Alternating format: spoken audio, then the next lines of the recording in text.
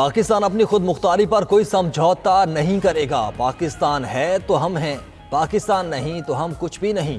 Army chief general Syed Asim Munir کا Pakistan national youth conference سے خطاب۔ نوجوانوں کو پاکستان کے دشمنوں کی قوم کو تقسیم کرنے کی سازشوں سے بچنے کی تلقین۔ کہا، ملک کی ترقی ملی یکجہتی کے بغیر ممکن نہیں۔ نوجوان ہمارا قیمتی اثاثہ ہیں۔ پاکستان کا روشن مستقبل نوجوانوں سے جڑا ہے۔ نوجوانوں کو اس بات کا یقین ہونا چاہیے کہ وہ ایک عظیم وطن اور قوم کے سپوت ہیں۔ ہماری افواج ہر قسم کے خطرے اور سازش کے خلاف ہم وقت تیار ہیں۔ دہشت گردوں کے خلاف تو افواج پاکستان لڑ سکتی ہیں، مگر دہشت گردی کے خلاف پوری قوم کا تعاون ضروری ہے۔ سوشل میڈیا پر پروپیگنڈے کا مقصد بے یقینی، افراتفری اور مایوسی پھیلانا ہے۔ سوشل میڈیا کی خبروں کی تحقیق بہت ضروری ہے۔ تحقیق اور مثبت سوچ کے بغیر معاشرہ افراتفری کا شکار رہتا ہے۔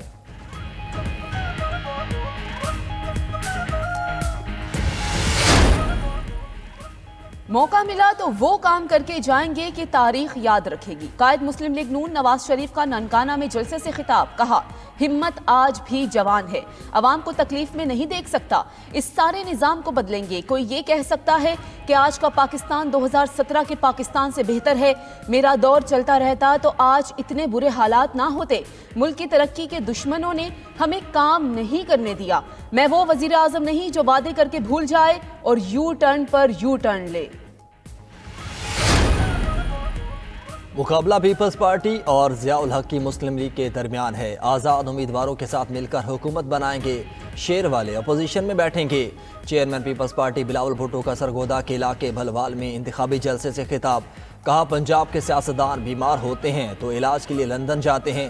3 بار وزیر اعظم بنے مگر اپنے لیے ایک اسپتال بھی نہیں بنا سکے۔ میں وزیر اعظم بنا تو پہلے رائے ونڈ میں ان کے لیے دل کے مفت علاج کا اسپتال بنواؤں گا۔ شیر کی حکومت بنتی ہے تو عوام کا خون چوسا جاتا ہے۔ پرانے سیاستدان نفرت اور تقسیم کی سیاست کر رہے ہیں۔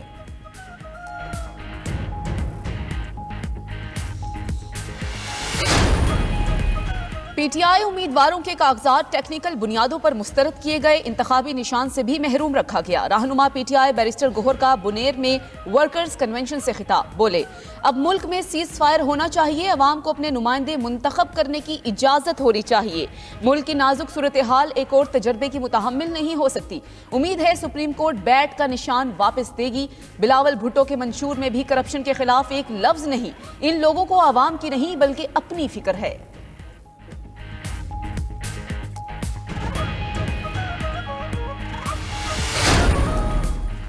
نواز شریف عوام کا لاڈلا ہے، کوئی امپورٹڈ فتنہ نہیں۔ چیف آرگنائزر مسلم لیگ نون مریم نواز کا ننکانہ صاحب میں جلسے سے خطاب۔ کہا، ہم 9 مئی والے نہیں 28 مئی والے ہیں۔ ہم پاکستان بنانے، آپ سازش کر کے ختم کرنے والے ہیں۔ نواز شریف نے آپ کو جال سازی سے نہیں نکالا، آپ نے خود اپنے پاؤں پر کلہاڑی ماری۔ نواز شریف کو مقابلے سے باہر کر کے کہتے تھے ہم بڑے مقبول ہیں۔ نواز شریف واپس آ گیا، اب پتہ چلے گا کون مقبول ہے۔ ہمارا مقابلہ کسی سیاسی جماعت سے نہیں، مہنگائی سے ہے۔ نواز شریف کو خدمت کا موقع دیں، دنوں میں مسائل حل کریں گے۔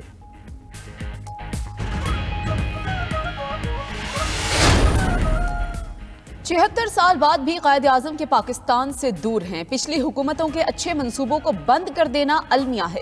صدر مسلم لیگ نون اور سابق وزیر اعظم شہباز شریف کی لاہور میں طلبہ اور طالبات سے گفتگو۔ کہا، قومی مسائل حل کرنے کے لیے وسائل کی کوئی کمی نہیں، مسائل سے نمٹنے کے لیے ہمیں مل کر مضبوط قوت ارادی کا مظاہرہ کرنا ہوگا۔ نوجوانوں کی صحیح رہنمائی نہ کی تو بہت بڑا چیلنج بن جائے گا۔ مشاورت سے پالیسی بنائی تو نوجوان نسل قسمت سنوار دے گی۔ نوجوان نسل کو مناسب سمت مہیا کر دی تو ماضی کی محرومیاں ختم ہو جائیں گی۔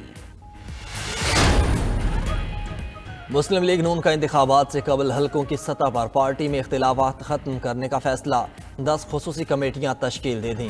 مسلم لیگ نون کے الیکشن سیل کے سربراہ اسحاق ڈار کی زیر صدارت خصوصی کمیٹی کا پہلا اجلاس۔ کمیٹیوں کے ٹی او آرز اور حکمت عملی پر مشاورت۔ اسحاق ڈار نے تمام ممبران کو قائد مسلم لیگ نون نواز شریف کی ہدایت سے آگاہ کیا۔ پارٹی کے اندر سے الیکشن لڑنے والے آزاد امیدواروں کے مسئلے حل کرنے کی فوری ہدایت۔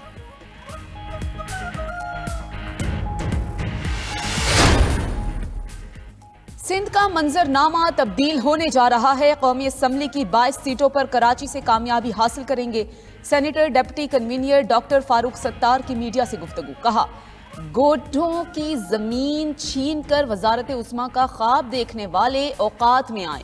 اگر یہ قبلہ درست نہیں کریں گے تو ہم ان کی لوڈ شیڈنگ کریں گے۔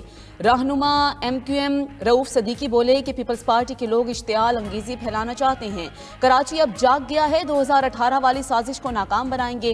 انتخابات میں 2/3 اکثریت کسی جماعت کو نہیں ملے گی۔ حکومت بنانے کے لیے سیاسی جماعتوں کو ہمارے در پر آنا ہوگا۔ خیبر پختونخوا، پنجاب اور سندھ میں دھند کا راج، حد نگاہ انتہائی کم، موٹر وے M1 M3 مکمل بند۔ موٹر وے M4 پر شور کوٹ سے فیصل آباد تک ٹریفک کا داخلہ ممنوع۔ M5 پر رحیم یار خان سے روہڑی تک انٹری بین۔ موٹر وے M14 کھڑپا سے کوٹ بیلیاں تک استعمال کرنے پر پابندی۔ Swat express way colonel Sher Khan سے اسماعیلیہ تک بند۔ ہزارہ ایکسپریس وے پر برہان سے جھاری کس تک نو انٹری کا بورڈ لگ گیا۔ عوام پاکستان کے دشمنوں کا پروپیگنڈا مسترد کر دیں۔ پاکستانی نوجوان قومی سلامتی کے اس ابھرتے ہوئے چیلنج سے نبرد آزما ہونے میں کلیدی کردار ادا کر سکتے ہیں۔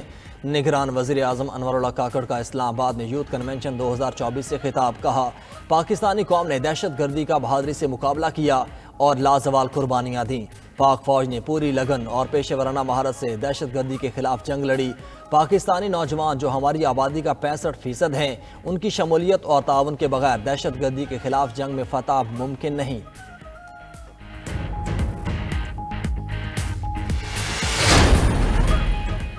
نگران وزیر اعلیٰ پنجاب محسن نقوی کی زیر صدارت صوبائی ایپکس کمیٹی کا اجلاس، corps commander Lahore lieutenant general Syed Asim Amir Raza کی بھی شرکت۔ الیکشن کمشنر پنجاب، سیکریٹری داخلہ اور دیگر حکام کی الیکشن انتظامات پر بریفنگ۔ اجلاس میں الیکشن کمیشن کے ضابطہ اخلاق پر سختی سے عمل درآمد یقینی بنانے پر اتفاق۔ بیلٹ پیپرز کی محفوظ نقل و حمل، پولیس، رینجرز اور فوج کے دستوں کی تعیناتی پر تبادلہ خیال۔ محسن نقوی نے کہا کہ الیکشن ڈے پر سوشل میڈیا پر شر انگیزی پھیلانے والے عناصر کی مانیٹرنگ کی جائے گی۔ انتخابات کے پرامن انعقاد کے لیے اشتراک کار کو مثالی بنایا جائے گا۔